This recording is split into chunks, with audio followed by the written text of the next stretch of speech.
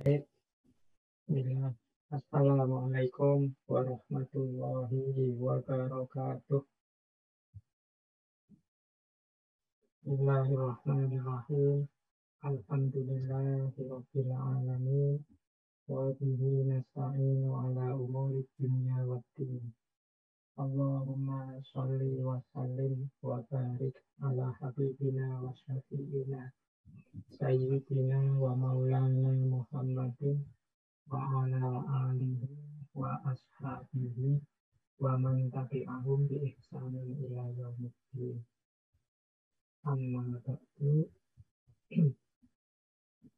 Bismillah teman-teman, mari kita lanjutkan rutinan kita setiap malam Kamis. Kita ngaji filsafat seperti biasanya. Malam hari ini seperti yang sudah kita sepakati, untuk bulan ini kita menggunakan Zoom meeting. Ya nanti kita evaluasi lagi kurang lebihnya kajian lewat Zoom seperti ini. Tentu saja yang kita tunggu-tunggu kan kajian yang sudah bisa langsung offline, tidak lagi online seperti ini.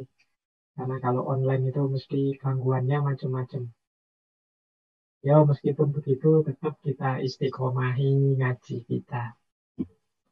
Ah, termasuk mungkin malam hari ini ya, ini istiqomahnya agak berat ini, bareng sama siaran langsung sepak bola ini. Ini penggemar bola mesti berat ini tinggal nonton TV-nya. Tapi ya nggak apa-apa, mau saja kalau ada yang mau sambil nonton TV atau mendahulukan nonton sepak bolanya. Baik, seperti yang sudah kita maklumi bersama, malam hari ini tema kita masih relate dengan tema-tema sebelumnya di bulan ini. Itu tema yang berhubungan dengan kesehatan jiwa kita, kesehatan mental kita. Malam hari ini sebenarnya dua tema yang kita angkat, tapi ya tidak apa-apa ya, biasanya satu tema, biar ngumpul jadi satu temanya di satu bulan. Makanya malam hari ini kita langsung dua tema, yaitu insecurity dan overthinking. Jadi, ada apa dengan insecurity dan overthinking ini? Mari kita pelan-pelan bahas. Kita pasti sudah sering mendengar dua istilah ini dalam keseharian kita, apalagi di kalangan generasi milenial. Istilah-istilah ini sering kita dengarkan. Ya tentu saja kalau teman-teman yang menggeluti dunia psikologi sudah lebih dulu tahu tentang istilah ini. Tapi mari coba kita gali sebentar, kita kaji, biar tidak sekedar pernah mendengar, tapi juga kita tahu. Kita kejar rasa ingin tahu itu apa sih yang dimaksud overthinking itu. Apa yang dimaksud insecure itu. Ini kan dua istilah yang sering sekali kita pakai. Kadang-kadang kita ya tidak tahu arahnya istilah ini kemana. Maka malam hari ini kita ikuti rasa ingin tahu itu. Mari kita belajar tentang dua tema anak-anak milenial, khususnya yang berhubungan dengan kesehatan jiwa.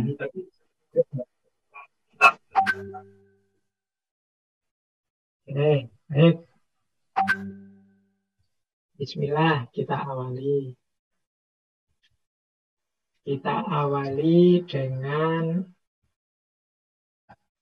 makna umumnya dulu ya. Ini saya membawa satu quotes yang mungkin nanti untuk mengantarkan diskusi kita malam hari ini. Jadi ada quotes yang bunyinya seperti ini. Insecurities kill self-esteem. Overthinking kill happiness. Lies kill trust. Jadi insecurity itu membunuh rasa kebanggaan diri kita. Overthinking itu membunuh kebahagiaan kita. Kalau lies itu kebohongan, kebohongan itu akan membunuh kepercayaan kita. Jadi kalau kita rasa insecure-nya besar, biasanya ya rasa percaya diri, kebanggaan dirinya kecil, bahkan hilang. Kalau kita terlalu banyak overthinking, biasanya ya kita sulit untuk bahagia. Dan kalau kita terlalu banyak bohong, ya kita tidak akan dipercaya orang. Nah, ini kita ingat ini dulu ya, nanti disambungkan dengan apa itu insecure, apa itu overthinking. Yang jelas ketika kita terlalu insecure, kita jadinya minder, tidak percaya diri. Kalau kita sibuk overthinking terus, kita kehilangan kebahagiaan. Kalau kita banyak bohong, kita tidak akan dipercaya orang. Ini quote yang menurut saya menarik untuk pijakan kita malam hari ini. Nah, baik kita lanjutkan biar malam ini dapat banyak. Apa sih insecurity itu? Insecurity itu adalah perasaan tidak aman. Ya, dari kata-katanya kan sebenarnya jelas ya antara secure dan insecure. Jadi insecure itu berarti tidak aman. Jadi rasa tidak aman karena kita kurang percaya diri, karena kita merasa ada banyak kekurangan dalam diri kita. Sehingga kita merasa takut, merasa gelisah, merasa malu, merasa minder. Jadi diawali dari rasa bahwa saya itu banyak kekurangannya Pak, saya dalam banyak hal tidak bisa apa-apa, saya itu siapa sih, dan lain sebagainya. Terus dilanjutkan akhirnya kita jadi gelisah, kita jadi penakut, kita terus minder, malu, nggak berani melakukan apa-apa. Nah ini insecure namanya.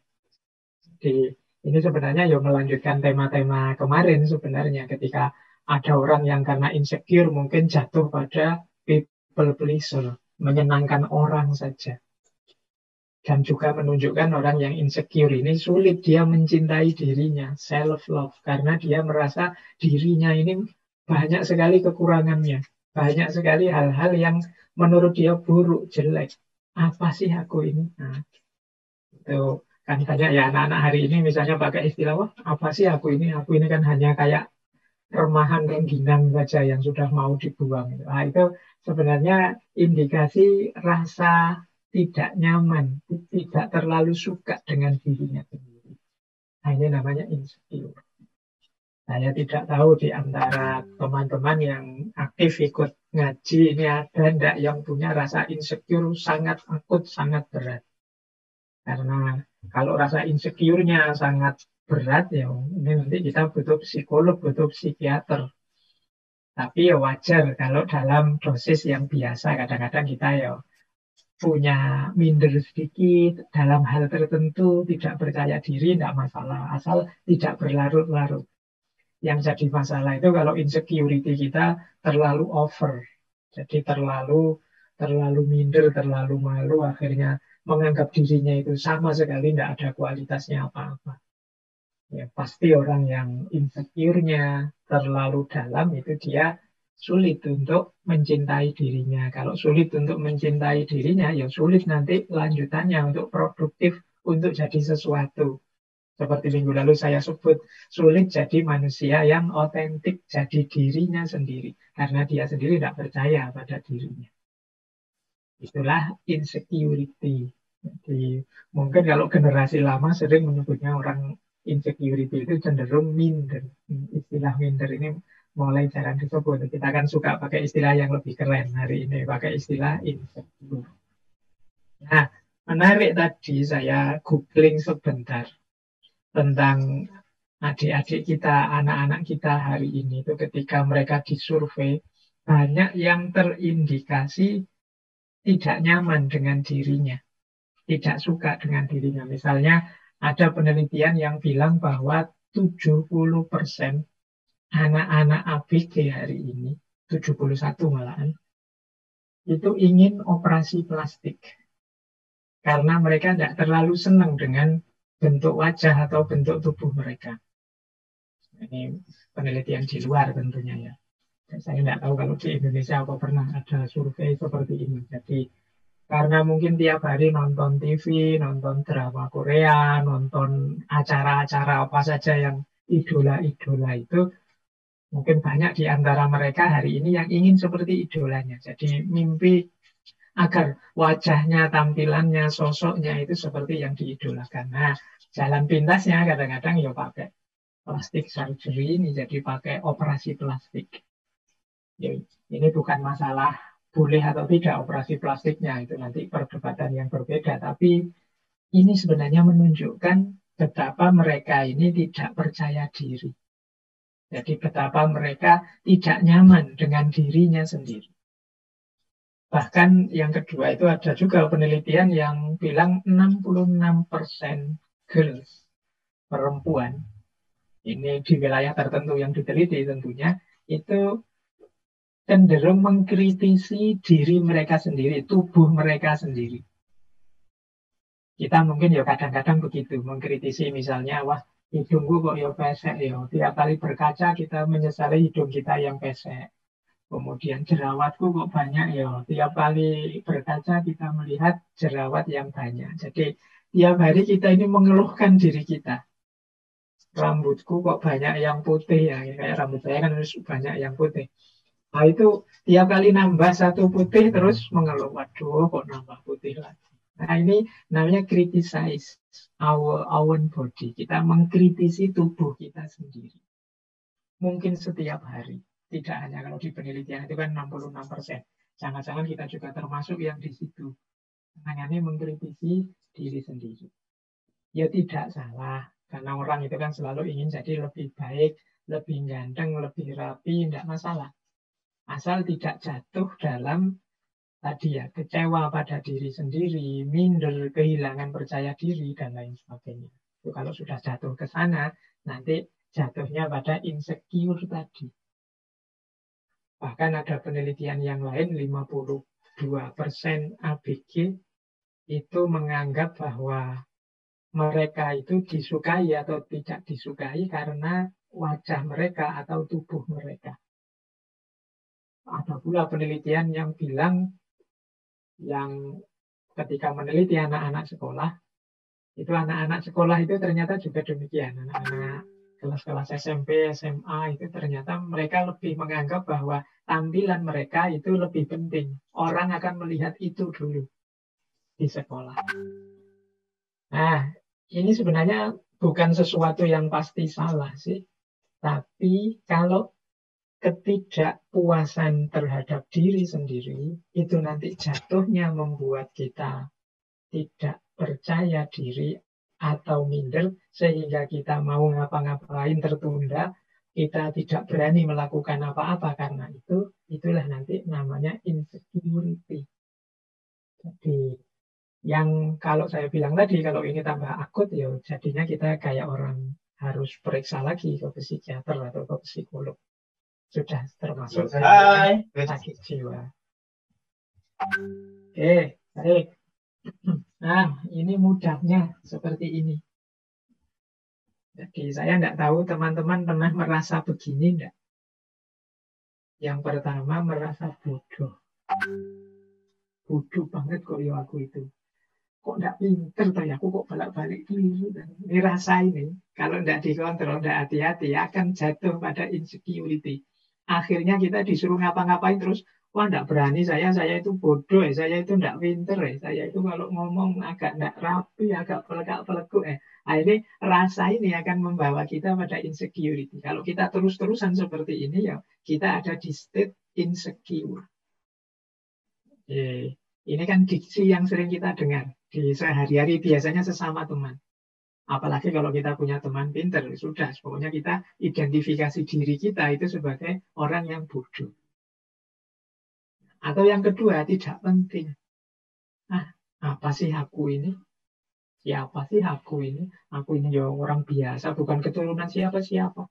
Bukan keturunan orang besar, bukan keturunan kiai, habib, bukan keturunan. Aku ini tidak penting sama sekali. Sudah usah dihitung lah kan.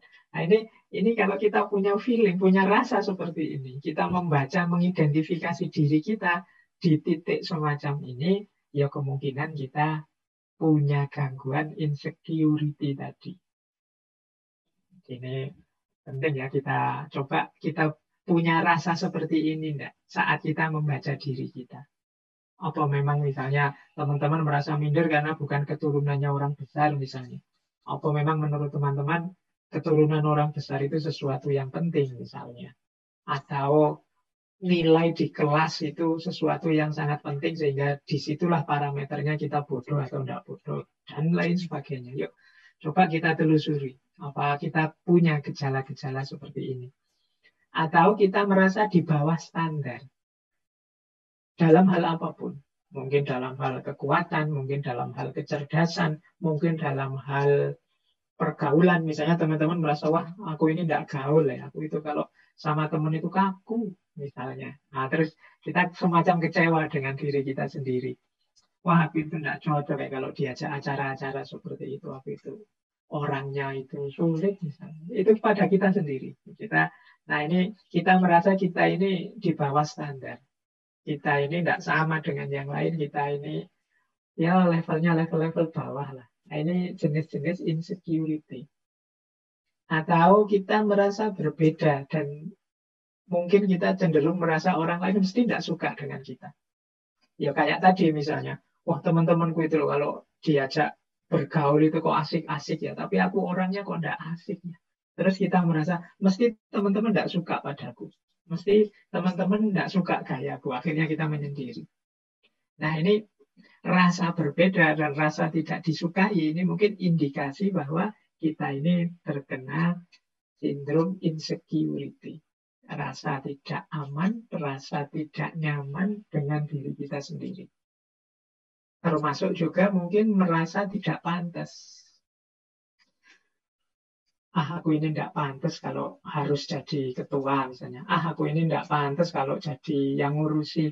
Aku ini tidak pantas kalau jadi. Nah, ini sering kita temui orang-orang yang seperti ini. Merasa dirinya tidak level, tidak pantas. Ya, dalam kadar tertentu untuk kesopanan misalnya, untuk tawadhu kalau dalam agama tidak masalah sih. Tapi kalau di level akut, ini bisa mengacaukan urusan. Kadang-kadang ya kalau kita dalam hal tertentu misalnya mau ngangkat ketua itu wah semuanya tawaduk semuanya merasa tidak pantas semuanya merasa di bawah standar akhirnya bingung ini yang mau jadi ketua siapa semuanya menolak tidak ada yang percaya diri semuanya merasa wah enggak saya itu apa sih saya itu siapa sih nah ini yang sering jadi masalah sehari-hari kita jadi semua orang merasa minder semua orang merasa tidak level. Nah, ini gejala-gejala ini coba deh teman-teman telusuri. Apa ada yang punya ini? Ya saya bilang tadi, dalam batas-batas untuk sopan santun basa-basi kadang-kadang ya kita, monggo yang lebih baik saja, yang lebih ahli saja, dan lain sebagainya. Tapi nanti kalau saatnya memang dibutuhkan, ya kalau memang kita mampu, ya kita turun saja, tidak masalah. Karena kalau semuanya saling merasa tidak pantas, ya banyak hal nanti tidak jalan. Jangankan urusan besar, kadang urusan kecil saja. Misalnya siapa sih kita misalnya mau sholat, kadang-kadang kan siapa yang harus jadi imam. Oh itu masing-masing, oh kamu saja, monggo saja sampean, monggo saling mempersilahkan. Lama ndak sholat-sholat gara-gara rebutan siapa yang mau jadi imam. Nah, padahal kan kalau di fikih kan ada syaratnya, ya pokoknya yang bacaannya lebih bagus, yang lebih soleh misalnya. Tapi ketika semua orang, wah saya itu bacaanku jelek, padahal mungkin bacaannya bagus, wah saya itu tidak soleh, Pak, saya bacaannya bagus tapi kurang soleh, monggo lah yang lebih pantas. Semuanya saling mempersilahkan. Sholatnya akhirnya lama tidak jalan-jalan. Nah, ya memang kita di timur ini sangat dianjurkan untuk tidak sombong, sangat dianjurkan untuk rendah hati. Tapi rendah hati oke, tapi kalau rendah diri itu insecure. Jadi semoga teman-teman bisa cerdas membedakan mana rendah hati, mana rendah diri. Kalau rendah hati itu kita sadar kemampuan kita, kapasitas kita, tapi kita bisa memaklumi yang lain, bisa menerima kalau dan tidak marah, tidak tersinggung dan lain sebagainya kalau orang lain yang mungkin punya kompetensi kapasitas seperti kita mendahului kita, enggak masalah. Nah, itu namanya rendah hati. Oh, monggo kalau ada yang memang merasa mampu silahkan. Nah, itu namanya rendah hati. Tapi kalau rendah diri itu kita sama sekali enggak mau turun, kita merasa enggak layak, enggak pantas, enggak mampu. Mental seperti ini loh yang sering disebut sebagai insecure. Maka teman-teman, yuk semoga di antara kita tidak ada yang rendah diri. merasa bodoh, merasa tidak penting, merasa di bawah standar, merasa berbeda dan tidak disukai, merasa tidak pantas, dan lain sebagainya. Dalam konteks yang sebenarnya, tidak sekedar hanya saat basa-basi atau saat demi kesopanan untuk tidak sombong. Tapi benar-benar kita merasa seperti ini. Nah, itu namanya insecure. Nah, sekarang kita tengok dulu. Kok bisa sih ya kita itu jatuh pada insecurity tadi. Jadi orang yang minder, jadi orang yang rendah diri. Itu kira-kira sebabnya apa sih? Nah, yang pertama, yang paling sering mempengaruhi kita, sehingga kemudian kita minder, sehingga kemudian kita rendah diri, merasa insecure dengan diri kita sendiri, itu adalah persepsi kita sendiri.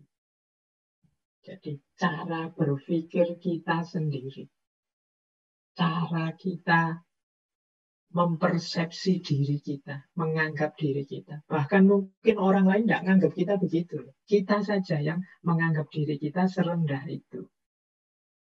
Seperti quotes yang kita bahas minggu lalu ya, kalau kita saja menghargai diri kita serendah itu, bagaimana orang bisa menghargai kita tinggi? Ibaratnya orang jualan. Itu kan kita sudah menjual diri kita sangat murah. Menampilkan, menunjukkan harga kita itu sangat murah, sangat rendah. Ya pasti saja, tidak mungkin orang nawar seandainya ini jual beli ya. Orang berinteraksi nawar itu terus di atasnya.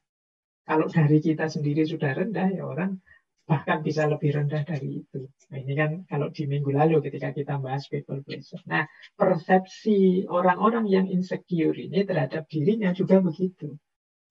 Dia tidak memahami, mengakui, apalagi mensyukuri bahwa dalam dirinya itu banyak sekali keistimewaan-keistimewaan. Dalam diri kita itu banyak sekali potensi-potensi untuk bisa kita hidupkan.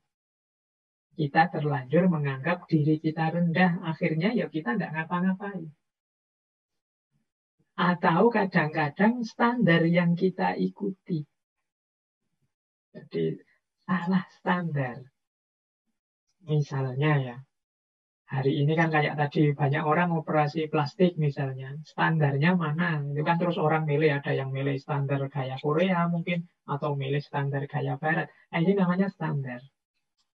Nah, ketika standar, saya nggak tahu apakah memang cantik itu harus versi Korea ataukah gagah itu versi Barat yang seperti apa.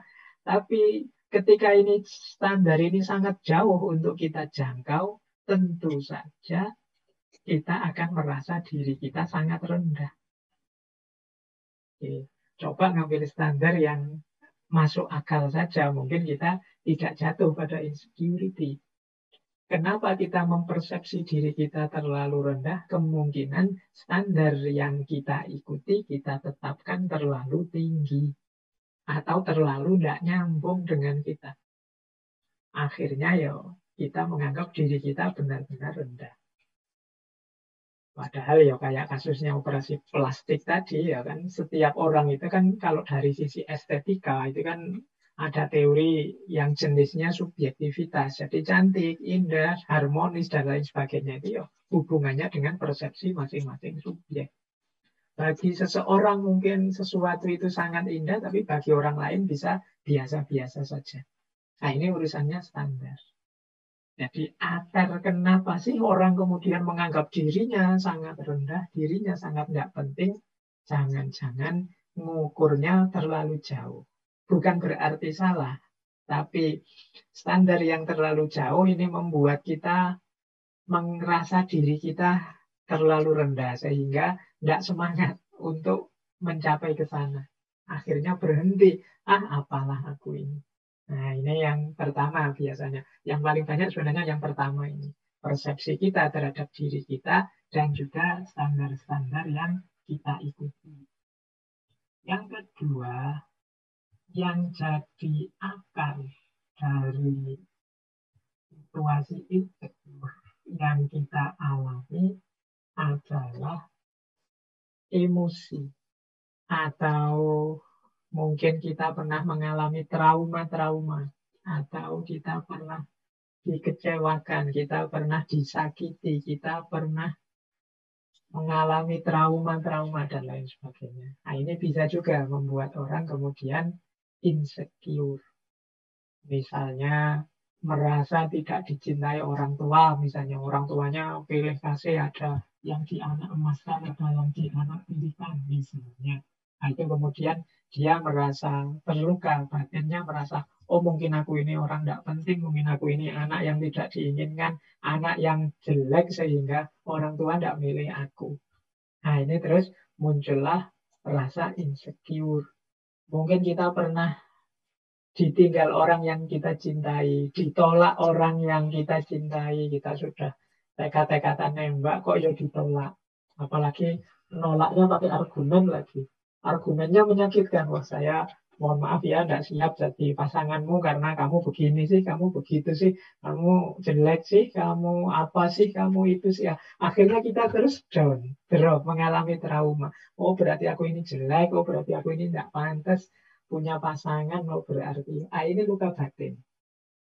Ini juga sering melahirkan insecure. Akhirnya kita besok-besok tidak berani lagi nembak. Besok-besok kita mikir-mikir dulu kalau mau mencari pasangan.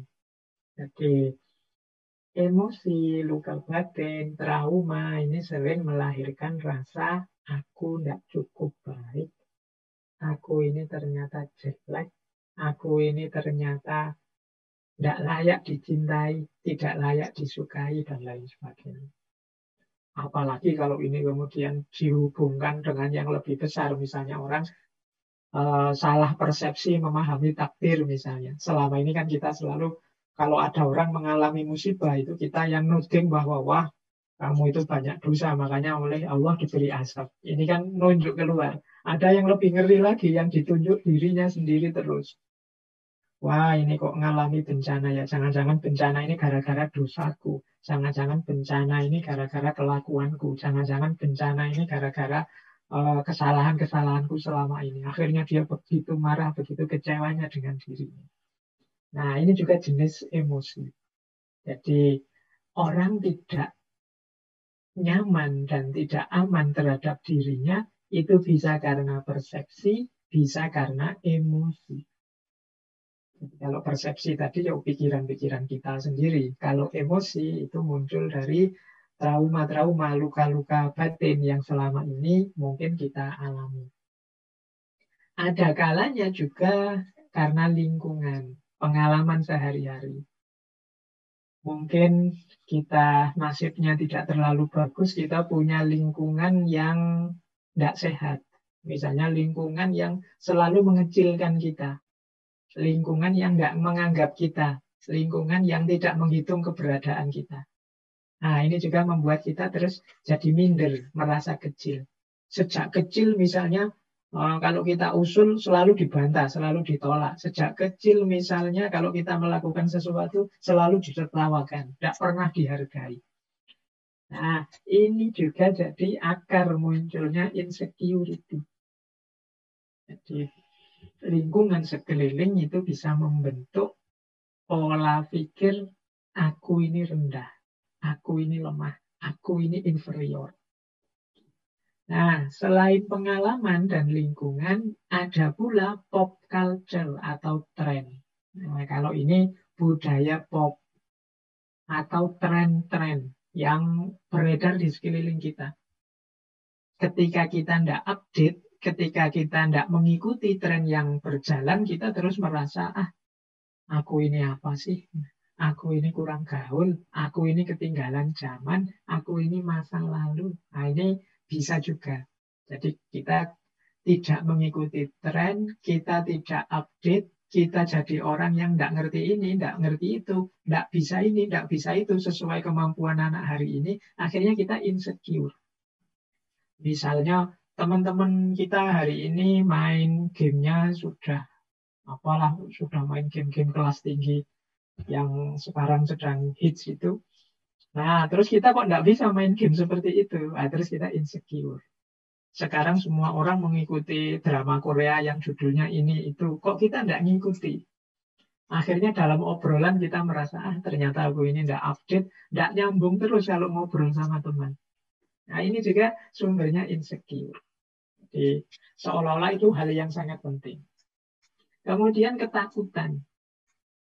Nah kalau hubungannya dengan ketakutan ini, ya setiap orang punya ketakutan-ketakutannya sendiri. Tapi dalam insecurity ini, ketakutan itu membuat kita kemudian tidak ngapa-ngapain. Membuat kita menarik diri dari kehidupan nyata. Nah itu dulu mungkin pernah saya gambarkan seperti ini ya. Reality of fear, tentang ketakutan. Jadi bagaimana kita hidup ini banyak ketakutan. Tapi sebenarnya kalau pakai kalimat-kalimat yang ditulis di situ, ketakutan yang ada dalam diri kita itu seringkali bukan pada yang kita takuti, tapi pada dibalik yang kita takuti. Itu nanti yang disebut insecurity. Misalnya di situ ada kalimat, engkau sebenarnya tidak takut pada kegelapan. Engkau hanya takut pada apa yang ada di balik kegelapan itu. Tapi kita menganggapnya, saya takut kegelapan. Nanti orang insecure juga begitu. Mungkin kita itu tidak takut pacaran, tapi takut ditolak. Kita tidak takut ujian, tapi takut nilainya rendah. Nah, ini loh yang jadi sumbernya insecure itu. Jadi kalau nanti kita meneliti dalam diri kita, kok aku bisa insecure ya? Awas salah identifikasi tentang ketakutan kita. Engkau tidak takut ketinggian, tapi engkau sebenarnya takut jatuh. Engkau tidak takut orang-orang di sekelilingmu, maksudnya engkau tidak takut sebenarnya, engkau itu tidak takut bergaul kok, engkau tidak takut bersosialisasi, cuma engkau hanya takut ditolak orang. You are not afraid to love, you are just afraid of not being loved back. Engkau sebenarnya bukan orang yang takut mencintai, tapi takut tidak dicintai kembali. Engkau sebenarnya tidak takut untuk melepaskan dia, hanya saja engkau takut hidup tanpa dia. Engkau bukannya takut untuk mencoba kembali, tapi engkau sebenarnya takut kalau tersakiti kembali. Nah ini sebenarnya mengidentifikasi ketakutan kita lebih dalam. Disitulah sumbernya insecure. Jadi yang kita anggap ketakutan-ketakutan di luar itu sebenarnya rahasianya ada di dalam. Inilah akar-akar dari insecurity yang ada dalam diri kita. Nah, sekarang kita lihat manifestasinya. Orang-orang insecure itu biasanya kemudian punya 5 ciri ini dalam kesehariannya. Mari kita bantu kalau ada teman-teman yang terjebak di dunia insecurity ini. Yang pertama apa? Biasanya dia tidak ingin keluar dari zona nyaman. Diajak apa-apa susah. Jadi maunya ya seperti itu saja. Hidup begini saja. Aku jangan diajak apa-apa. Jangan diajak aktivitas ini, aktivitas itu yang selama ini belum pernah aku lakukan. Karena aku takut gagal. Karena aku takut tidak mampu. Karena aku takut tidak bisa. Jadi akhirnya apa? Dia tidak ingin keluar dari zona nyaman. Dia stuck di situ terus. Nah, itu ciri-ciri berarti, kemungkinan dia memang punya sindrom insecurity. Ini perlu dibantu bareng-bareng untuk menumbuhkan rasa percaya dirinya. Yang kedua, biasanya cirinya yang lain suka membandingkan diri dengan orang lain. Dan memandang rendah dirinya sendiri. Nah, ini 2 dan 3 ini sekaligus. Jadi setelah banding-bandingkan itu biasanya justru menganggap dirinya, aku dibandingkan kamu tidak ada apa-apanya. Kamu sih enak, kalau aku orang miskin tidak seperti kamu. Kamu sih enak, aktif, kalau aku orang bodoh tidak seperti kamu. Kamu sih enak. Selalu begitu, membandingkan dirinya dengan orang lain dan memandang rendah dirinya sendiri. Nah, ini ciri-ciri insecure biasanya. Dia yang tidak nyaman, tidak puas dengan dirinya sendiri. Ini penting kita amati orang-orang sekeliling kita. Kalau kita punya teman yang seperti ini atau jangan-jangan kita sendiri yang seperti ini, ayo bareng-bareng kita menumbuhkan rasa percaya diri.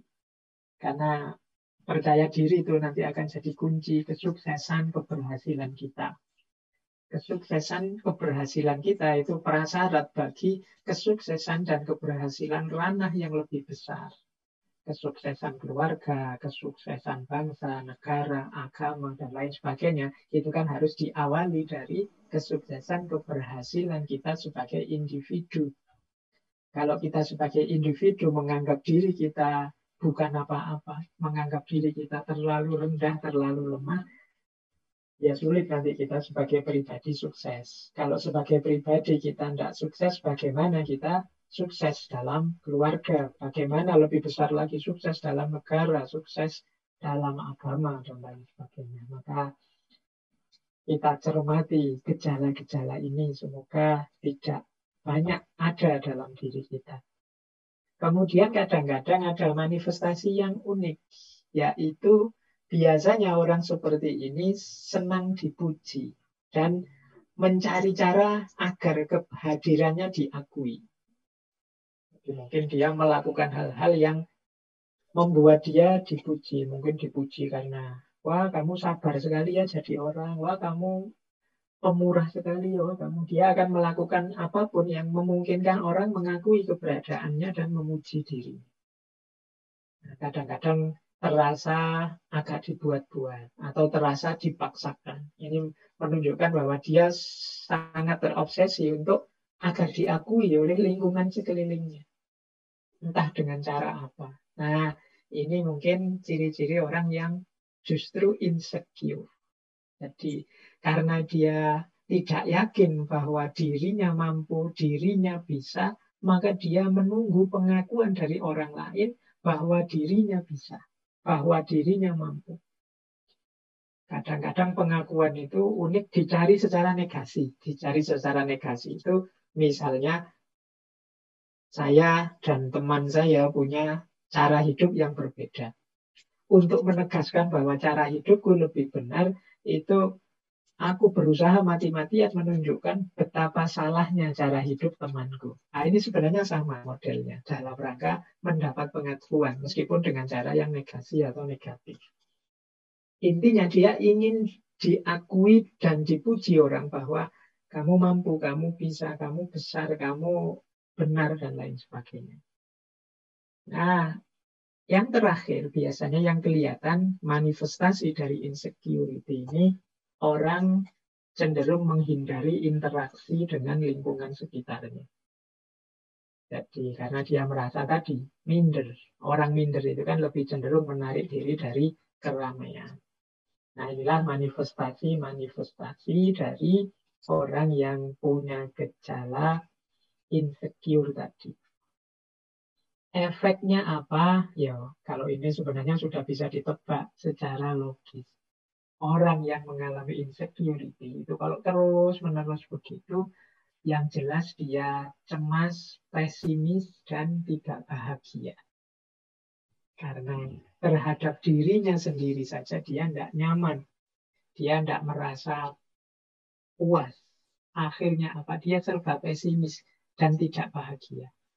Merasa rendah, tidak percaya diri, putus asa, depresi, kesepian, merasa tak berharga. Dalam situasi yang parah, bahkan ada yang, wah, apa sih gunanya aku hadir ke dunia ini? Apa arti keberadaanku? Bahkan ada yang sampai ingin mengakhiri hidupnya. Makanya tadi saya bilang, yuk kita bareng-bareng untuk lingkungan kita, untuk sekeliling kita, saling membantu untuk menegaskan diri kita bahwa kita ini manusia-manusia yang sama-sama berharga. Kalau hari ini kan banyak itu pertarungan saling menjatuhkan, saling merendahkan. Nah ini menurut saya eman-eman waktu dan energi kita untuk saling bertarung, saling menjelekkan, saling menjatuhkan.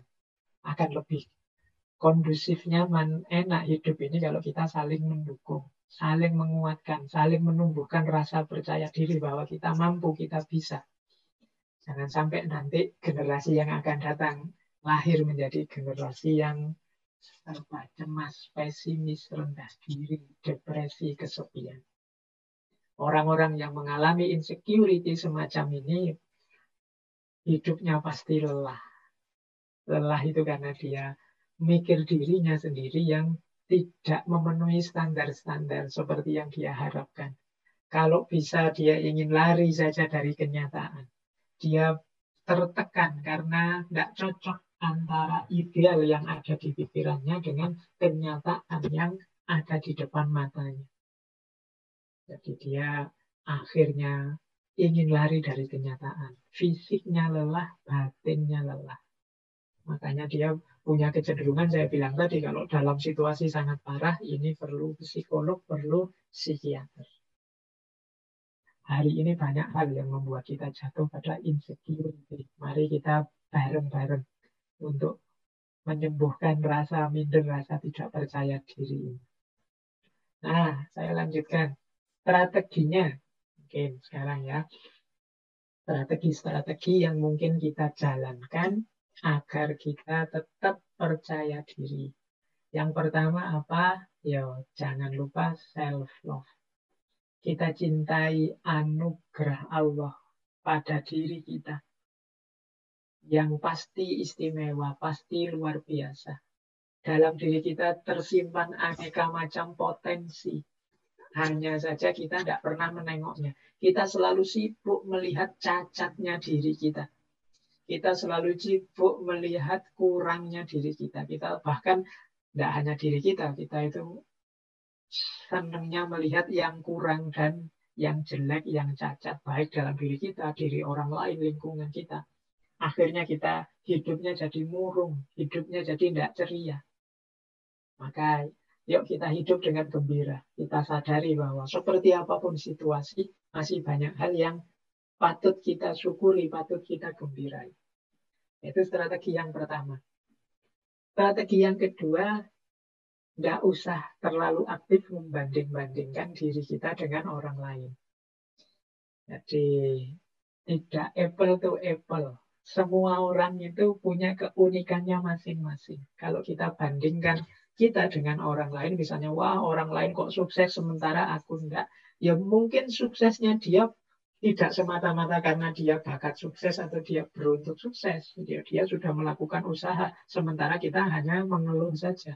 Kalau kita melakukan usaha sekeras dia, mungkin kita sesukses dia, bahkan lebih sukses dari dia.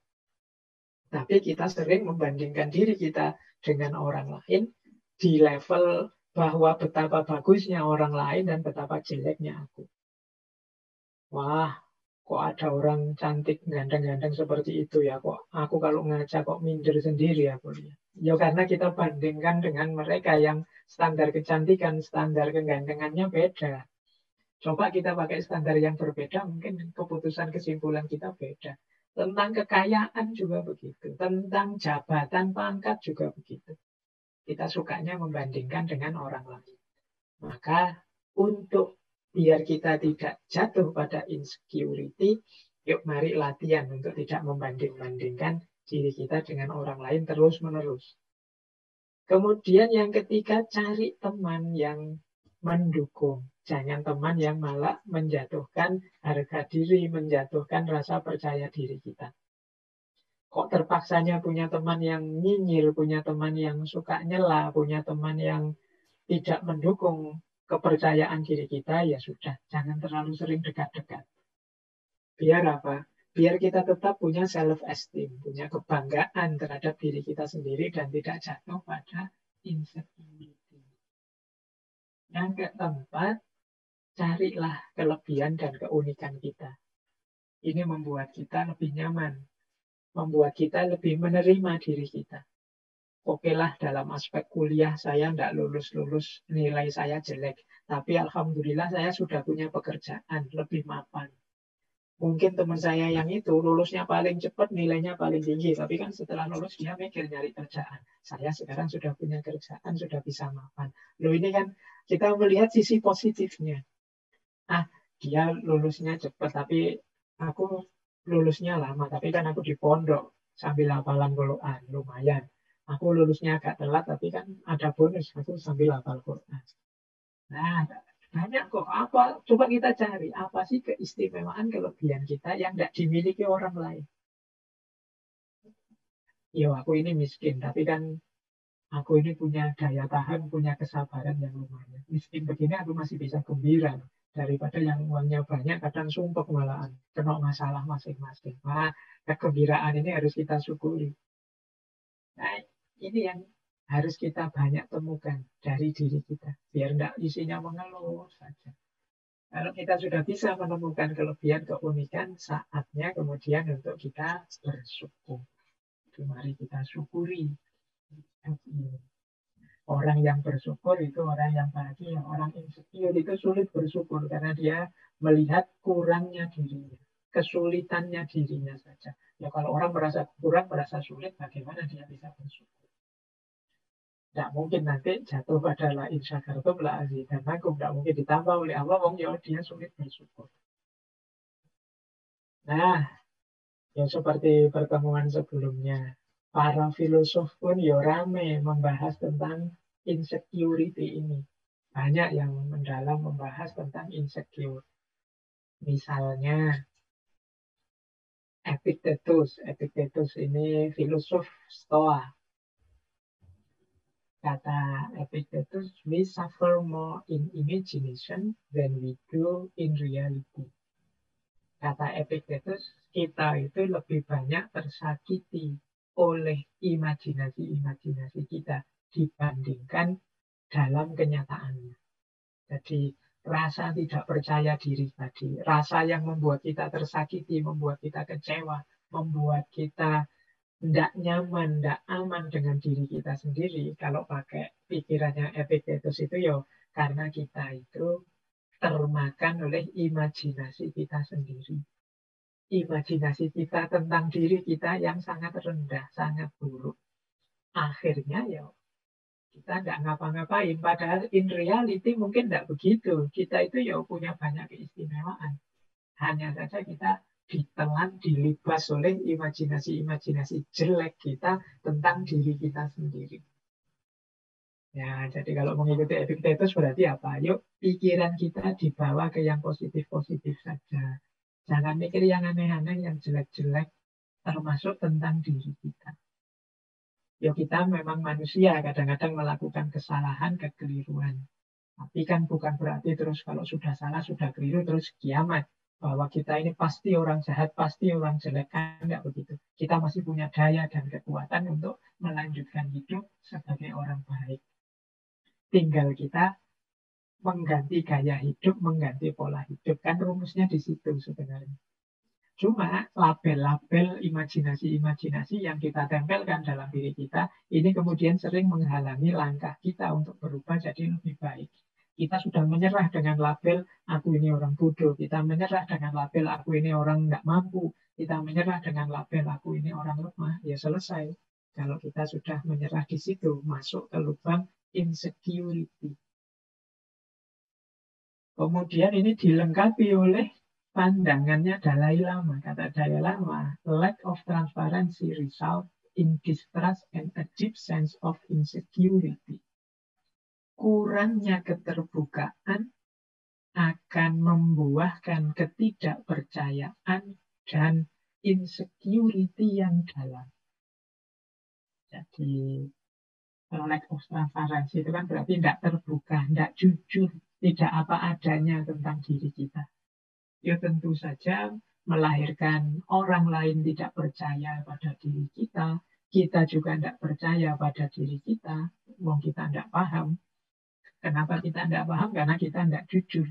Disitulah kita masuk pada insecurity. Karena kita tidak paham tentang diri kita, ya kita isinya serba bingung, mau apa, mau kemana. Nah, dilanjutkan oleh Erich Fromm. Kata Erich Fromm, tugas yang harus kita tetapkan untuk diri kita bukan kok to feel secure, untuk merasa aman, tapi to be able to tolerate insecurity. Kita harus bisa menerima insecurity. Maksudnya apa? Ketakutan-ketakutan, kemudian hal-hal yang menurut kita negatif, itu kita terima dulu. Ya, setelah itu kita carikan solusinya. Tidak mungkin hidup kita itu sepenuhnya secure, sepenuhnya nyaman, enak. Pasti tentu saja ada yang kurang-kurang. Ya kita terima dulu yang kurang-kurang ini, nanti pada saatnya kita tingkatkan. Kita keluar dari zona nyaman kita untuk hidup secara lebih baik. Nah, dipungkasi oleh Osho, kata Osho, kuncinya kita lepas dari insecurity adalah expectation, harapan. Jadi manusia, jangan sampai kita kehilangan harapan. Mengapa sih orang insecure tadi terus nggak mau ngapa-ngapain lagi, menyerah dengan dirinya? Itu karena dia putus harapan. Karena dia sudah sangat kecewa dengan dirinya, akhirnya putus harapannya. Dia tidak ingin apa-apa lagi sehubungan dengan dirinya. Dia tidak percaya dirinya bisa mencapai sesuatu. Jadi orang insecure itu bahkan berharap saja dia tidak berani. Dia merasa tidak mampu. Padahal kuncinya, kata Osho, kita keluar dari zona insecurity itu, kita menghidupkan harapan-harapan. Jadi hidup di tengah harapan. Nah, ini filosofi-filosofi yang next time mungkin tokoh-tokoh ini kita ulas masing-masing per sesi. Kita belum bahas etiket, terus kita belum bahas Dalai Lama atau Osho. Nanti kita perdalam gagasan beliau-beliau ini di satu sesi khusus entah kapan. Nah, untuk insecurity saya pungkasi dengan satu tips agar kita kuat dan tangguh saat kita melawan insecurity. Yang menguatkan diri kita dalam situasi insecure, yang pertama adalah kebenaran dan kebaikan. Maksudnya apa?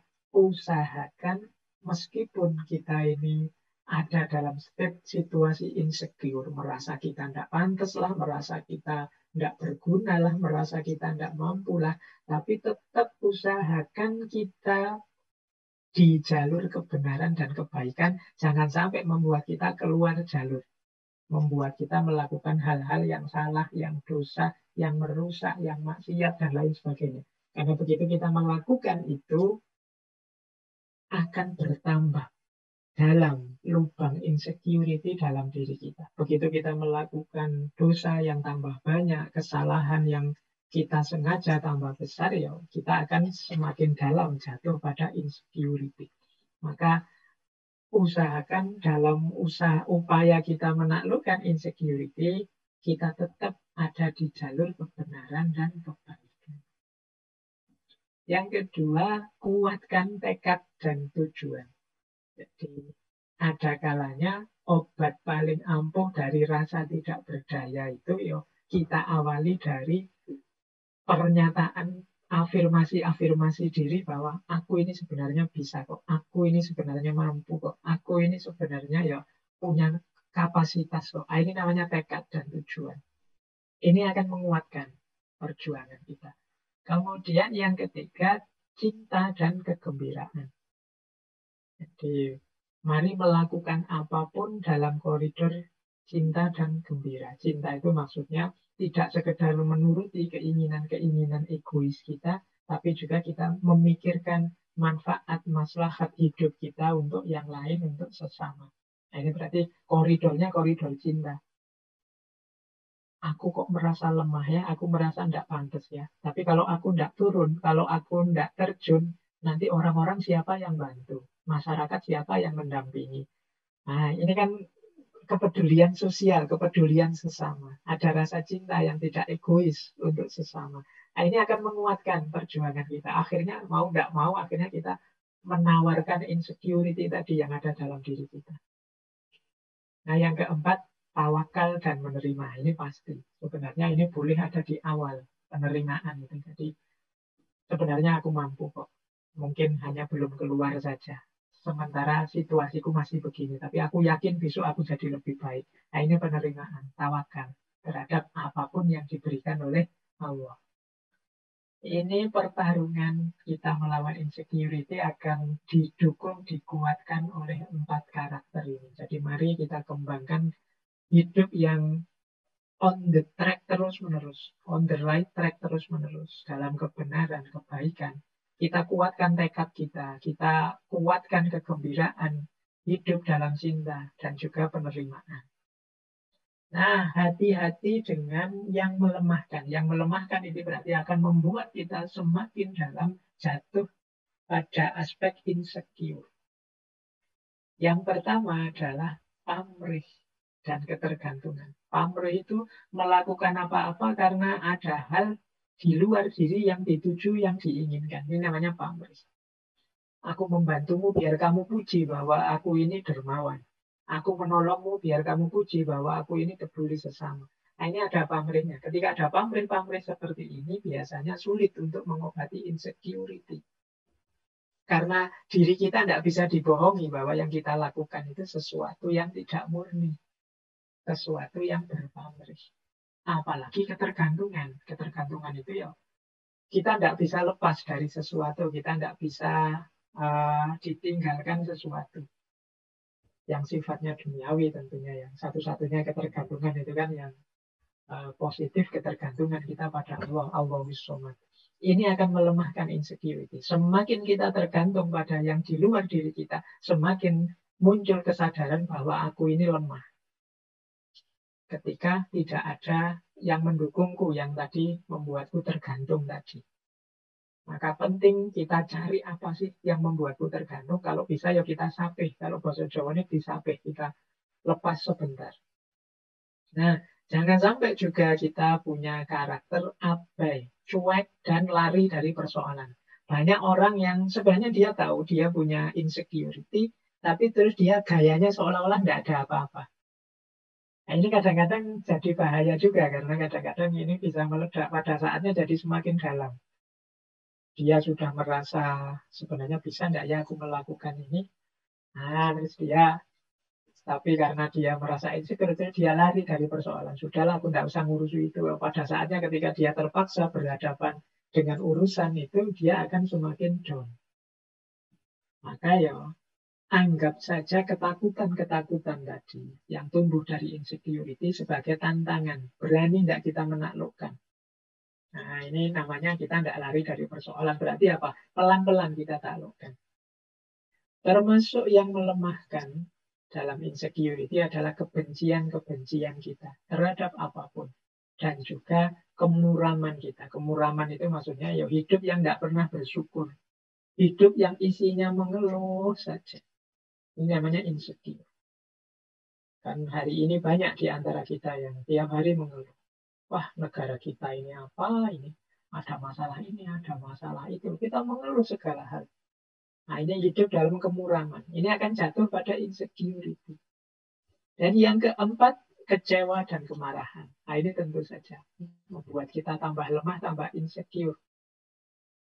Jadi, teman-teman silahkan diperhatikan yang menguatkan dan melemahkan ini dalam perjuangan kita menaklukkan insecurity, rasa tidak aman, rasa tidak nyaman dalam hidup. Baik, semoga sedikit banyak bisa ditangkap materi tentang insecurity yang pada intinya ya bagaimana kita ini harusnya tetap percaya diri, harusnya tetap punya kebanggaan diri. Kita ini banyak keistimewaan-keistimewaan yang diberikan oleh Allah. Hanya saja kita tidak mengakui itu. Atau kita belum memahami itu. Mungkin karena kita selalu membandingkan diri kita dengan orang lain. Mungkin karena memang mental kita yang mental rendah diri dan lain sebagainya. Nanti materi ini bisa untuk bahan renungan selanjutnya buat teman-teman. Tapi sekarang kita ganti masuk ke tema kedua kita malam hari ini. Tentang overthinking. Silahkan minum dulu kalau yang sudah menyiapkan minuman. Ini sebenarnya agak nggak manusiawi karena kita 2 jam.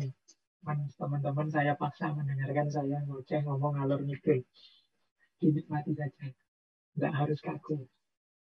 Nah, kita masih ada waktu sekitar 45 menit. Saya akan membahas tentang overthinking. Ini juga sebenarnya istilah anak-anak hari ini.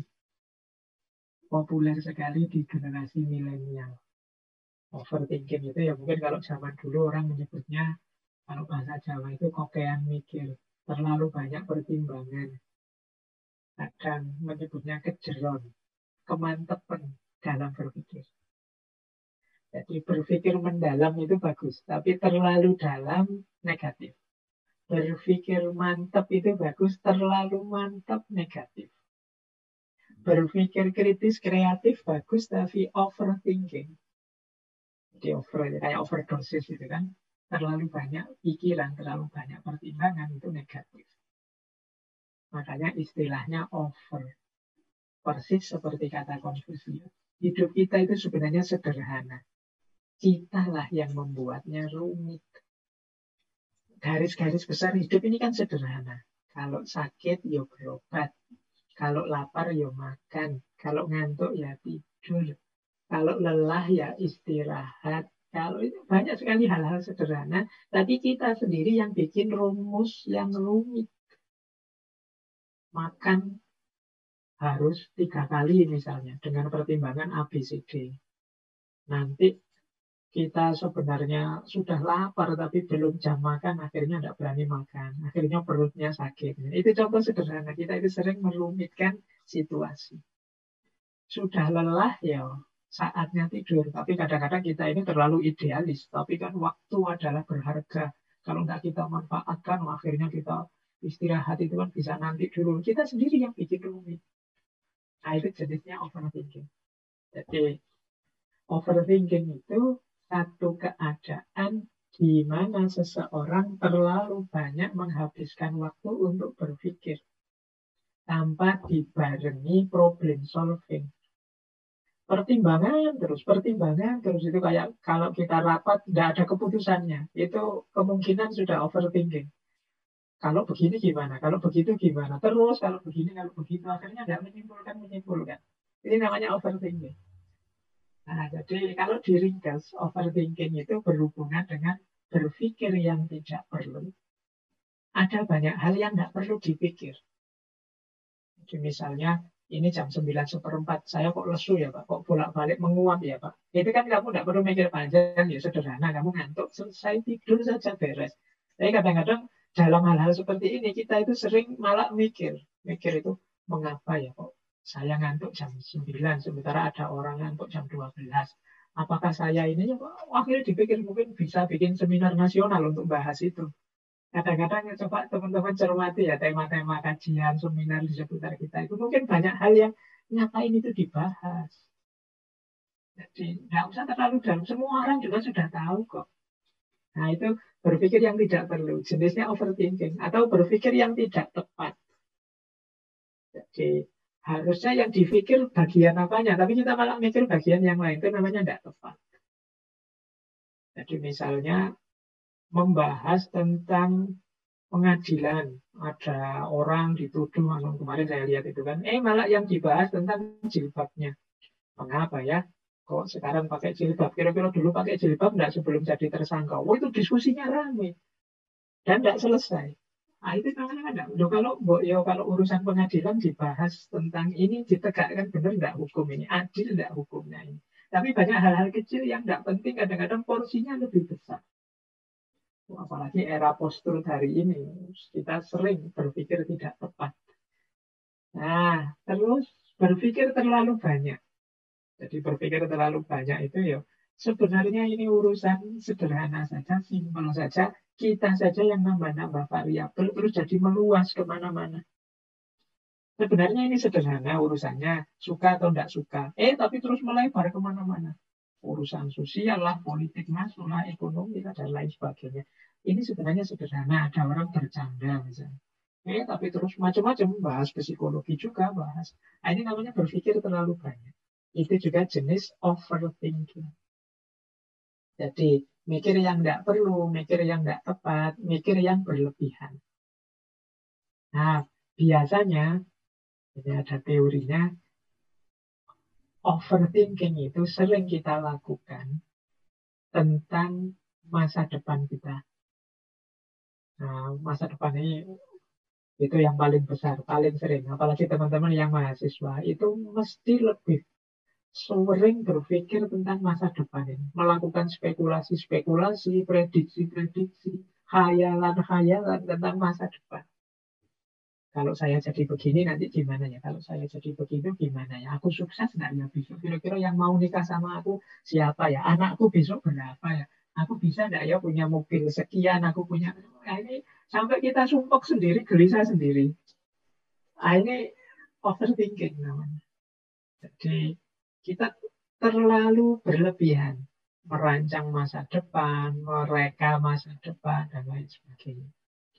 Atau yang kedua, kita overthinking, mikir dalam karena kata orang. Kata orang itu nuruti komentarnya orang, nuruti pandangannya orang. Terus kita mikir, wah enaknya gimana ya, baiknya gimana ya, bagusnya gimana. Nah ini overthinking.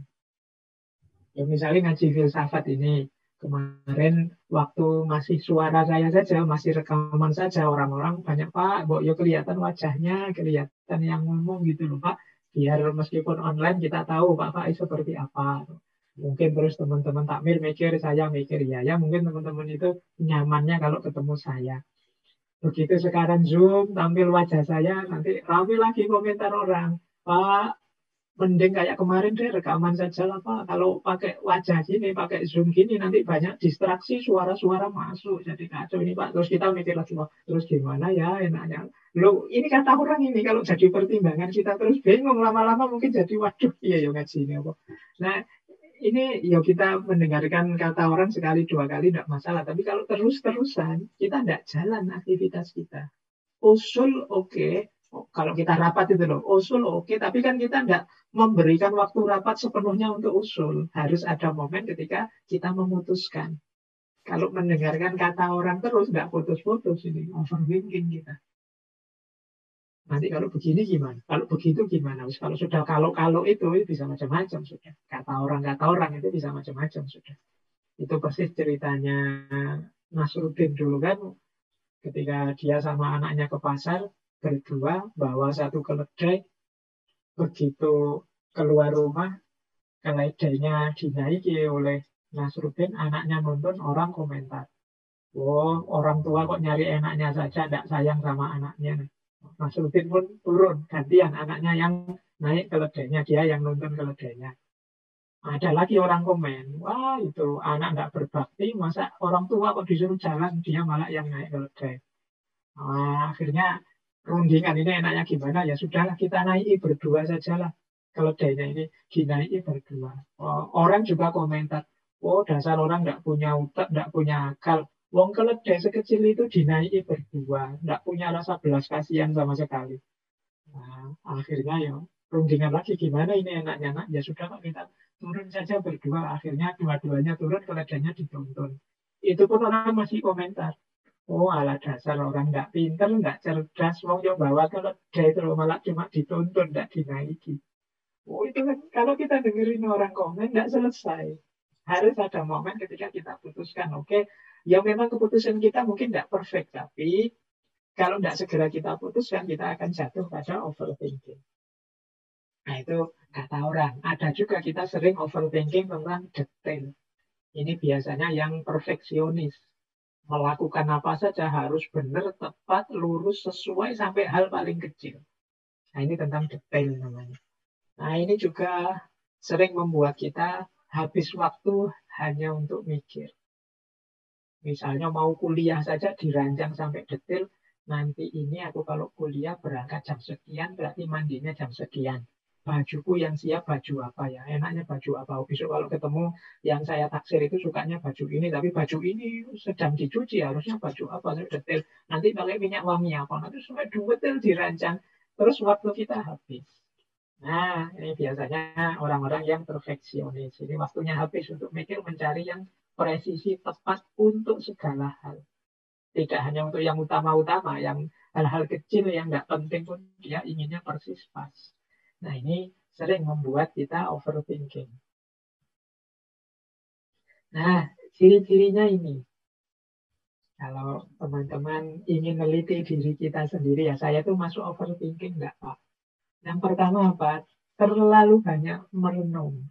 Merenung bagus, tapi kata-kata terlalu itu membuat jelek. Itu kayak mahasiswa baru belajar filsafat itu sidik-sidik, wah ini harus saya cari filsafatnya ini Pak. Oh ini harus saya renungkan filosofinya ini Pak. Nanti apa saja difilsafati, segala hal difilsafati. Ya, ini nanti jatuhnya terlalu banyak merenung. Kalau punya teman yang sukanya begini, kalau diajak diskusi bisa panjang ngomongnya, pertimbangannya macam-macam, renungannya banyak, itu kemungkinan jatuh pada overthinking. Apalagi kalau merenung saja, tidak ada keputusannya, tidak bisa ngambil keputusan. Jadi pertimbangan ini, pertimbangan itu, kalau ini begini, kalau ini begitu, itu saja. Terus tidak bisa lanjut, berarti keputusannya apa, itu tidak bisa. Nah ini ciri kedua, berarti kita jatuh pada overthinking. Yang ketiga, terlalu banyak menebak-nebak, mengira-ira. Atau kalau bahasa Inggrisnya, what if. Kalau begini gimana? Kalau begitu gimana? Saya mau sih kerja di situ, tapi nanti kalau saya sakit gimana? Kalau saya pas halangan ini gimana? Kalau nanti bosnya marah gimana? Kalau ada tawaran lebih bagus besok gimana? Kalau what if? Akhirnya ya kesempatannya lewat.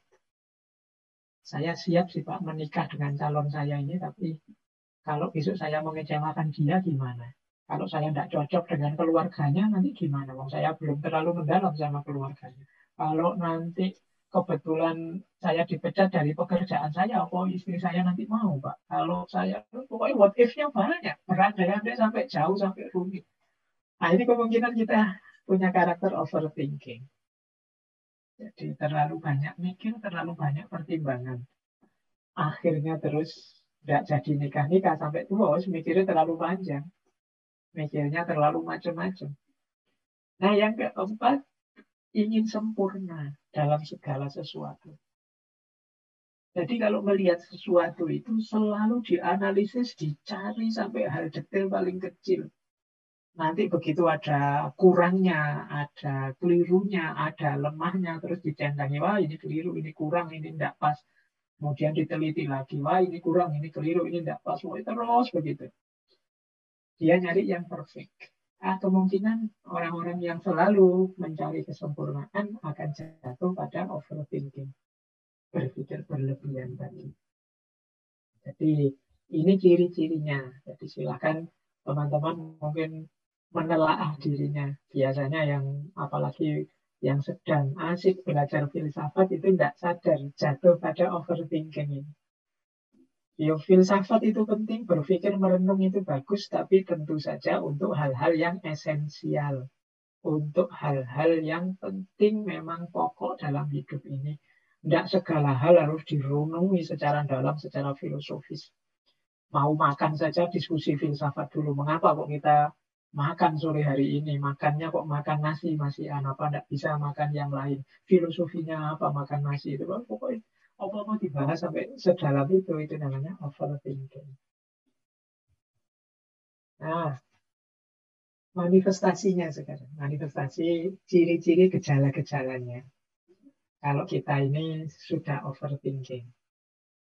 Yang pertama adalah kita ini tidak bisa mengendalikan pikiran kita sendiri untuk berhenti. Jadi kita tidak bisa ngontrol pikiran kita. Kita jadinya, ya memang manusia itu punya rasa ingin tahu, tapi terus kita tidak bisa ngontrol sama sekali rasa ingin tahu kita.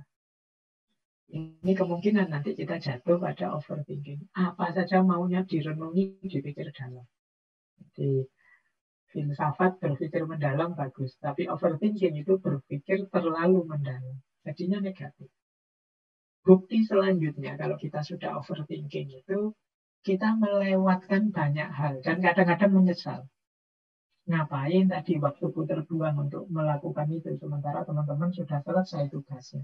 Nah ini terlewatkan banyak hal. Ini kalau ada mahasiswa nyusun skripsi, kemudian dia tipe overthinking, apa saja ingin perfect, detail, sempurna, mendalam, itu mesti tidak jadi-jadi skripsinya. Lama. Karena dia mesti terus segala sesuatunya ingin dibahas secara rinci, rasional, dan mendalam. Kadang-kadang terus dia nyesel.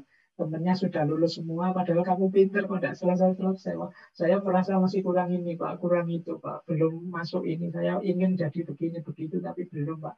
Nah, tapi temennya yang nggak terlalu pinter, nekat saja. Pokoknya untuk tulisannya bisa dibaca, dibantai ya nggak apa-apa, sama pengujinya sih penting lulus. Ah, dia lulus, tapi kamu yang agak perfeksionis, overthinking malah lama. Terlewatkan banyak hal. Mau ngelamar pacar saja kalau mikirnya pertimbangannya macam-macam, nggak selesai-selesai, ya, nanti dilamar orang. Baru nangis, baru menyesal. Nah, itu ruginya. Jadi buang-buang waktu untuk overthinking. Biasanya kita baru sadar kalau yang lain sudah menghasilkan sesuatu, sudah sukses, kita belum. Kita masih muter-muter saja bulut di situ. Misalnya organisasi itu ya rapat demi rapat terus tidak pernah diputus-putuskan. Keputusannya rapat hari ini adalah kita harus rapat lagi minggu depan menyelesaikan diskusi yang tidak selesai hari ini. Nanti diskusi lagi keputusannya gitu terus tidak selesai-selesai. Itu namanya overthinking. Kemudian kadang-kadang overthinking itu nambah masalah baru. Jadi yang semula tidak ada masalah karena dipikir, ditemukan, diangkat, ya dia jadi masalah baru ketemu. Wah, ada masalah nih. Ketika dipikir lagi, loh ada masalah lagi. Terus begitu ya, yang namanya hidup di dunia ini kan tidak ada yang sempurna. Selalu ada masalah. Orang yang overthinking itu selalu surplus masalah. Nambah masalah lagi, nambah masalah lagi. Kemudian ya orang yang overthinking ini biasanya ya bingung sendiri, pegang sendiri. Yang lain itu loh santai hidupnya menikmati ngopi-ngopi, nonton TV, gitaran, santai bergurau, senang-senang di antara teman. Dia sendiri yang tegang. Dia sendiri yang bingung apa-apa. Wah, itu tidak rasional. Wah, itu tidak masuk akal. Wah, itu perlu dianalisis secara fenomenologis. Wah, itu perlu. Wah, itu dalilnya mana? Itu wah, tegang terus tiap hari. Nah, itu kemungkinan kalau kita begitu, tidak ada santai-santainya. Jangan-jangan kita sudah jatuh pada yang namanya overthinking. Atau kita sulit dan sering salah kalau membuat keputusan. Karena terlalu banyak pertimbangan.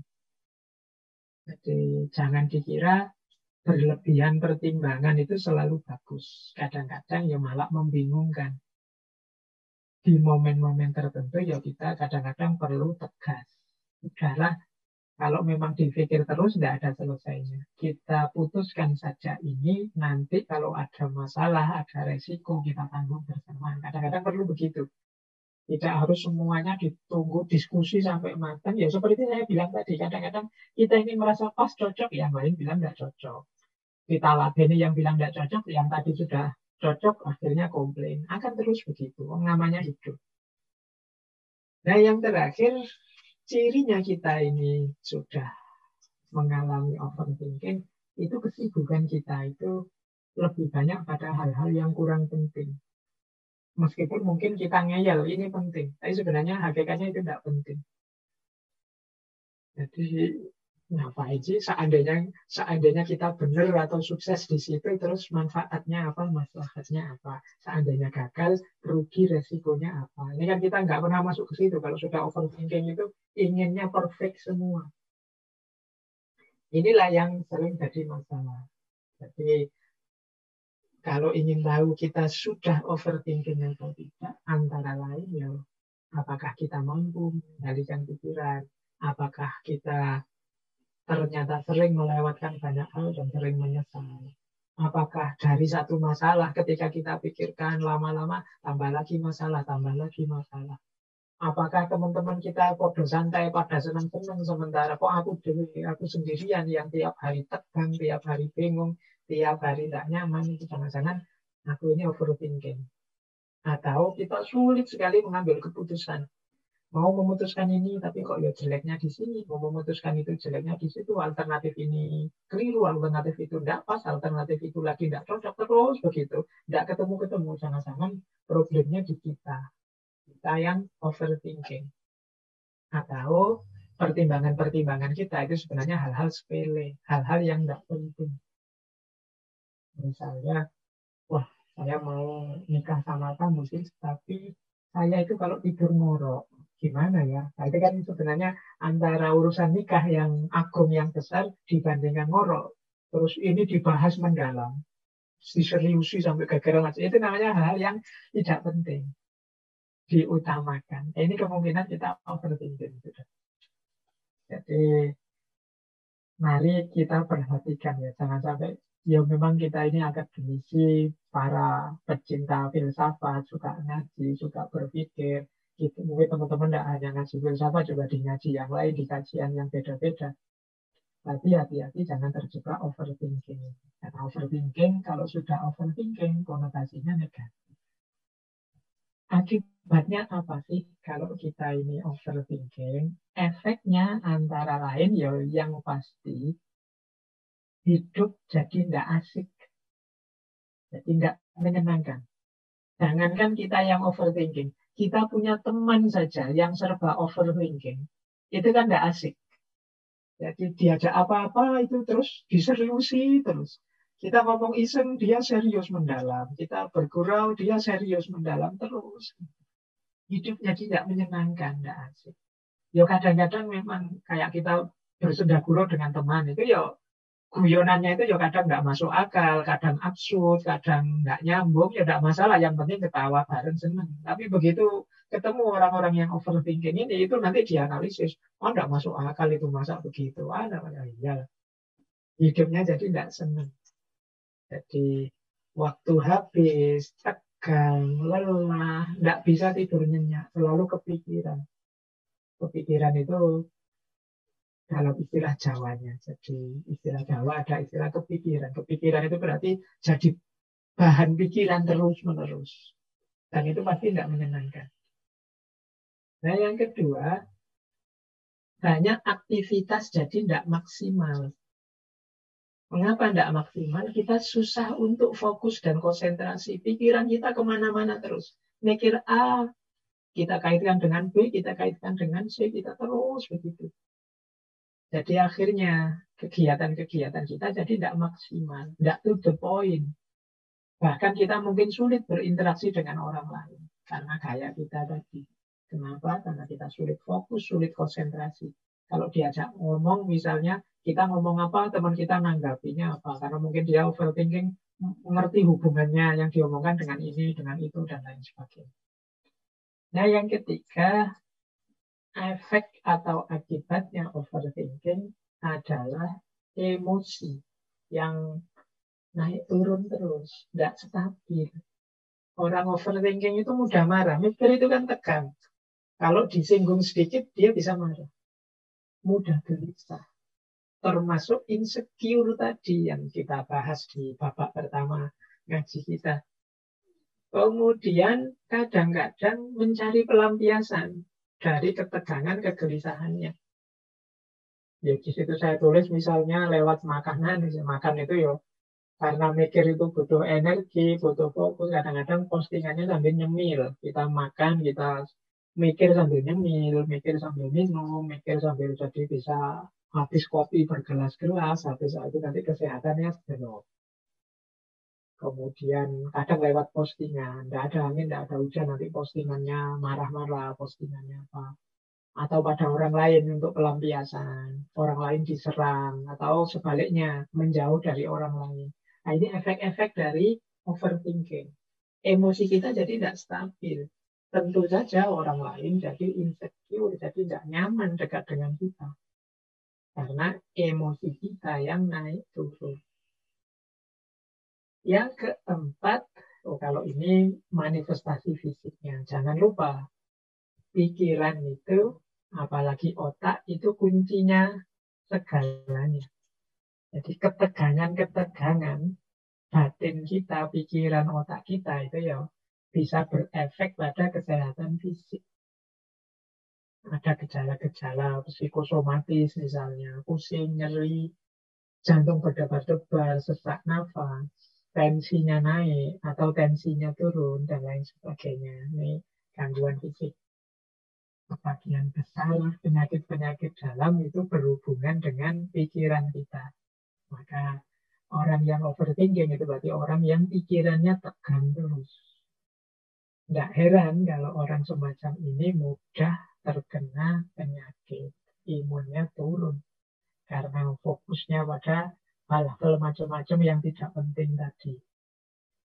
Maka teman-teman, yuk hati-hati untuk tidak terlena, terlalu mantap, terlalu mendalam dalam berpikir. Ini fatwanya jadi unik ya, padahal ini ngaji filsafat itu biasanya mikir mendalam. Tapi ini justru kalau dalam kasus overthinking ini, mikirnya jangan terlalu dalam. Jadi berpikir yang biasa saja, tidak keterlaluan. Keterlaluan itu kan berarti ya sudah berlebihan. Nah, baik. Sekarang kita lihat filsafat-filsafatnya. Ini ada banyak. Ini juga tokoh-tokoh yang mungkin next time kita bahas ya satu-satu. Yang belum dibahas. Kalau Buddha kelihatannya sudah pernah kata Buddha, no, tidak ada sesuatu pun yang bisa menyakitimu sebesar pikiranmu sendiri ketika dia tidak dikontrol, tidak dijaga. Jadi pikiran itu kalau kita biarkan liar, dia akan membahayakan kita sendiri. Jadi pikiran itu kalau tidak kita kendalikan, dia bisa jadi senjata makan tuan. Ya, nanti ini mungkin dulu pernah saya jelaskan ketika membahas batas nalar. Jadi bagaimana pikiran-pikiran itu harus selalu kita kendalikan. Karena dia bisa ganti menyakiti kita. Bahkan katanya filosof eksistensialis namanya Fyodor Dostoyevsky. Kata beliau, to think too much is the disease. Orang yang terlalu banyak mikir, hakikatnya dia sebenarnya seperti orang yang terkena penyakit. Jadi ini berarti mikir berlebihan itu ya penyakit, harus disembuhkan. Kita harus bisa ngontrol pikiran, jangan sampai kita yang dikontrol oleh pikiran. Ini coba nanti direnungi oleh teman-teman. Bagaimana kita bisa ngontrol pikiran kita, bukan kita yang dikontrol oleh pikiran kita. Kalau dalam dunia tasawuf, ya kalau bisa pikiran kita itu dikontrol oleh kejernihan batin kita. Sehingga dia akan jadi panglima perang, dia akan jadi pasukan yang kuat dalam perjalanan kita menuju Tuhan, menuju Allah. Nah, dikuatkan oleh Pascal, filosof eksistensialis lagi. Berpikir terlalu sedikit atau terlalu banyak tentang sesuatu sama-sama membuat kita kaku dan fanatik. Nanti dilanjutkan oleh Napoleon. Kata Napoleon, take time to deliberate. Ya, silahkan gunakan waktumu untuk bebas berpikir, tetapi ketika waktu untuk bertindak tiba, stop thinking and go. Berhentilah berpikir dan jalanlah. Jadi, ya berpikirlah, tapi ambil waktu, beri batas waktu. Jangan terus-terusan mikir tanpa batas waktu. Kalau sudah saatnya bertindak, ayo bertindak. Jangan mikir terus. Stop thinking and go. Kata Napoleon Hill, sama-sama Napoleon ya. Kalau Napoleon Bonaparte, panglima perang Perancis. Kalau Napoleon Hill, ini penulis, motivator dari Amerika. Don't wait, the time will never be just right. Jangan menunggu. Menunggu itu dalam arti terlalu banyak pikiran, terlalu banyak pertimbangan. The time will never be just right. Waktu, situasi itu tidak bisa berubah benar begitu saja. Kita harus ada tindakannya, tidak hanya mikir. Dan menurut Martin Luther King Jr., kalau Martin Luther King ini beliau aktivis, juru bicara gerakan hak-hak sipil.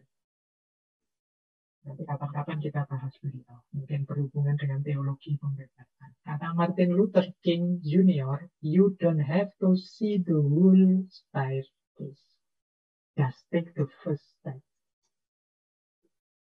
Jadi engkau tidak harus melihat keseluruhan anak tangga. Cukup engkau ambil langkah pertama. Jadi hidup ini kalau kita ibaratkan naik tangga, ya tidak harus kita tahu ujungnya tangga itu nanti sampai mana. Yang penting kita mengambil langkah pertama menaiki tangga. Kalau terlalu lama mikir tentang tangga, tidak jalan-jalan.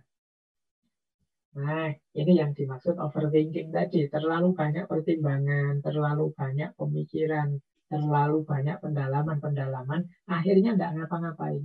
Kalau kita tidak ngapa-ngapain, tidak ada situasi yang berubah jadi lebih baik.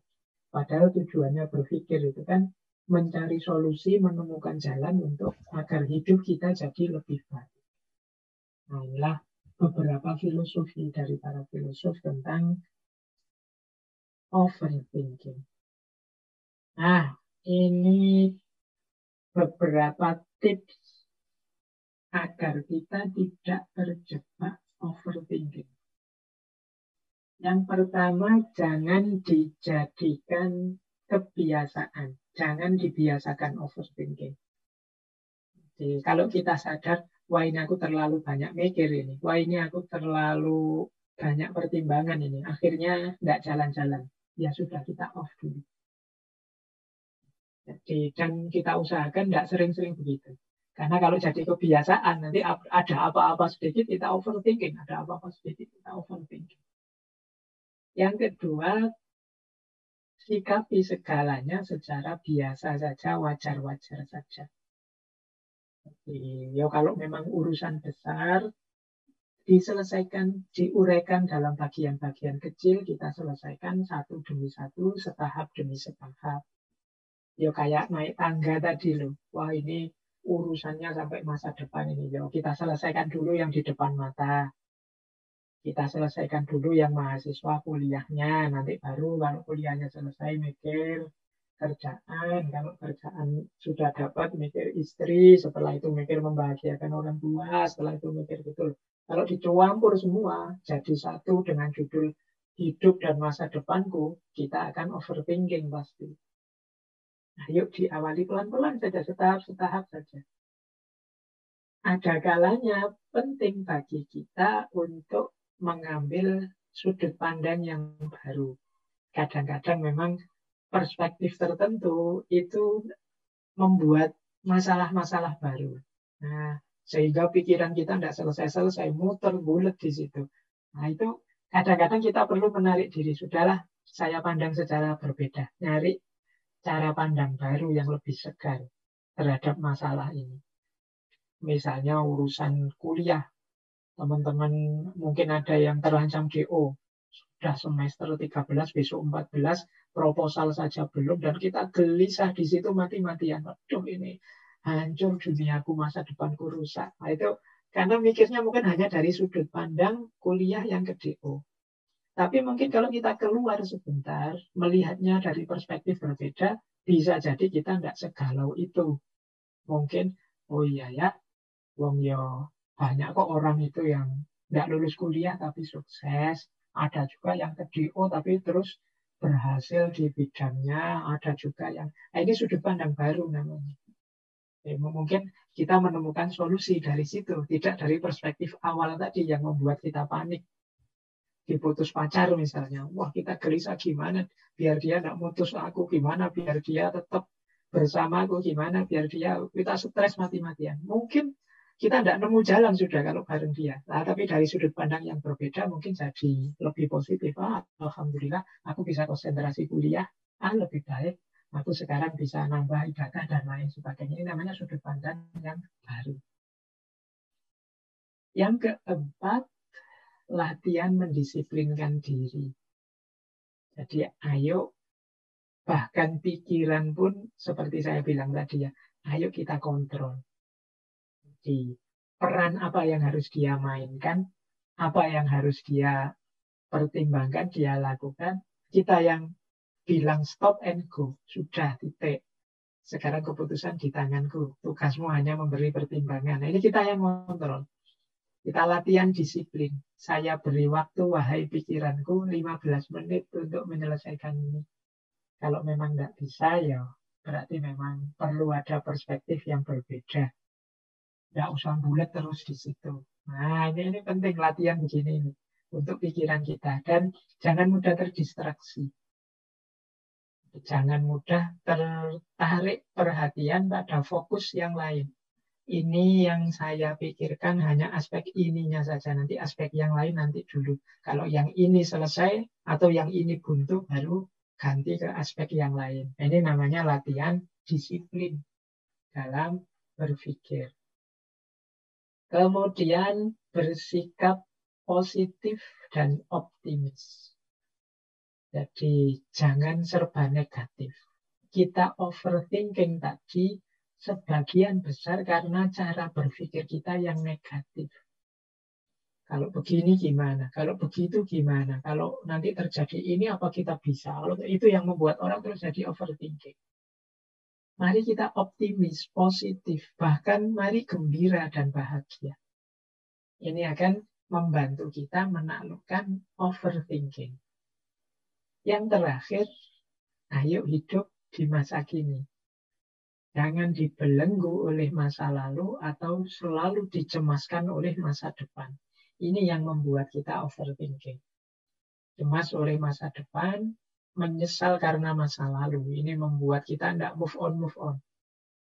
Mari hidup di masa kini. Hidup di masa kini kita nikmati, kita terima apa yang kita miliki hari ini.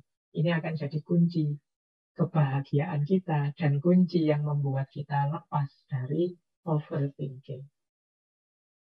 Jadi teman-teman, malam hari ini kita belajar dua hal yang semoga kita masih bisa mengontrolnya, yaitu insecurity dan overthinking. Dua-duanya ini sebenarnya alami, manusiawi, ada dalam diri kita. Asal tidak berlebihan. Berpikir itu kan malah sesuatu yang memang jadi penciri kita. Tapi terlalu banyak berpikir jadi negatif. Orang itu tidak sombong, rendah hati, itu bagus. Tapi kalau berlebihan, jatuh pada insecure, sampai rendah diri, ya jadi negatif.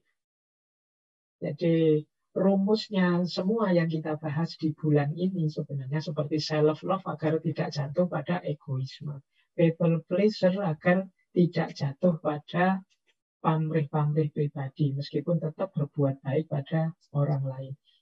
Jadi semua tema kuncinya ada pada batasnya. Jadi kita harus tahu batas. Kuncinya di situ. Jadi kunci kebahagiaan hidup kita. Baik dengan rumus untuk tidak terjebak pada overthinking, tidak terjebak pada insecurity, tidak terjebak pada people pleaser, atau tidak membenci diri tapi mencintai diri, kuncinya adalah pengenalan kita pada batas-batas. Terakhir, ini ada satu quotes yang menurut saya bagus dari Mark Twain. Ini sudah menjelang jam 10 ya. Ini kata Mark Twain begini, 20 tahun dari sekarang engkau akan menyesal, engkau akan kecewa karena hal-hal yang tidak engkau lakukan dibandingkan hal-hal yang sudah engkau lakukan. Ini kalimat pertama ini maksudnya karena kita insecure, karena kita overthinking, seringkali terus kita jadi pasif, tidak melakukan apa-apa. Ketika insecure, kita merasa rendah diri, minder, jadi pasif. Ketika overthinking juga begitu. Kita sibuk dengan pertimbangan-pertimbangan, kita takut mengambil tindakan. Akhirnya apa? Kata Mark Twain. Mark Twain ini novelis sebenarnya, penulis, juga pengajar. 20 tahun lagi kita akan banyak kecewa karena kita terlalu insecure dan sering overthinking. Kita banyak kecewa karena tidak melakukan apa-apa dibandingkan yang kita lakukan. Yo, ada sih hal-hal yang kita lakukan terus kecewa. Tapi yang lebih banyak adalah kita tidak melakukan sesuatu dan kita kecewa karena tidak melakukan apa-apa. Mungkin teman-teman sering merenung, coba zaman SMA dulu saya begini. Coba dari zaman SMP aku sudah begitu. Mesti sekarang aku nikmati hasilnya. Itu namanya menyesal. Kemungkinan ya karena insecurity atau overthinking tadi. Maka kata Mark Twain, lemparkan jangkarmu, kemudian berlayarlah menjauh dari pelabuhan yang nyaman, tangkaplah angin. Nah, kalimat yang terakhir, explore, dream, discover. Menjelajahlah, bermimpilah, dan temukan banyak hal baru. Inilah nanti jadi kunci kebahagiaan kita. Baik, teman-teman, mungkin itu dulu ya. Ini mungkin hanya bahan-bahan renungan materi kita malam hari ini. Semoga sedikit banyak membantu kita untuk menjaga stabilitas diri kita, menjaga kewarasan hidup kita di tengah gempuran berbagai masalah yang kita hadapi hari-hari ini. Insya Allah, hari Rebu depan kita pungkasi dengan mindfulness. Dan nanti di minggu terakhir kita ngobrol-ngobrol saja tentang apa yang ingin teman-teman tanyakan. Oke, saya kira itu untuk sesi malam hari ini. Semoga sedikit atau banyak memberikan manfaat untuk kehidupan kita masing-masing. Kurang lebihnya mohon maaf. Wallahul muwaffiq, wallahu a'lam bishawab. Wassalamualaikum.